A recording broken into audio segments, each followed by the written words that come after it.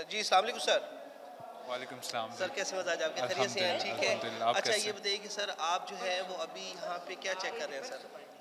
سر یہاں پہ میرے پاس ابھی تک جو پیشنٹس آئے ہیں وہ ایک تو انیمیا کے پیشنٹس آئے ہیں اور دوسرا ہائپر ٹینشن اور ڈائبٹیز کے پیشنٹس آئے ہیں. اچھا تو یہ بتائیے کہ یہ اس کی وجوہات کیا ہیں کہ سر کیوں یہ جتنی بیماریوں کے آپ نے ذکر کیا ہے بیسیکلی ظاہر ہے کہ وہ کسی وجہ سے جو ہے وہ بیماری لگتی ہے, تو اس کی کیا وجوہات ہو سکتی ہیں؟ بالکل, ایک تو ڈائبٹیز اور ہائپر ٹینشن جو ہیں یہ کرونک ڈیزیزز ہیں. ایک تو 40 ایئرس کے بعد ویسے بھی ایک رسک فیکٹر ہے ایج کا زیادہ ہونا, اور ویسے بھی ڈائٹ میں سالٹ کا زیادہ استعمال کرنا, اوبیسٹی جو ہو گئی, یہ سارے رسک فیکٹرز ہیں.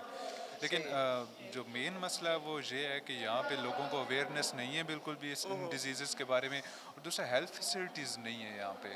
اب پیشنٹس آ رہے ہیں میرے پاس 500 بلڈ شوگر لیول لے کے آ رہے ہیں, مطلب اتنا ہائی بلڈ شوگر ہے, اور ان کو پتہ ہی نہیں ہے اس ڈیزیز کی سیویرٹی کا, کتنی کمپلیکیشنز ہو سکتی ہیں.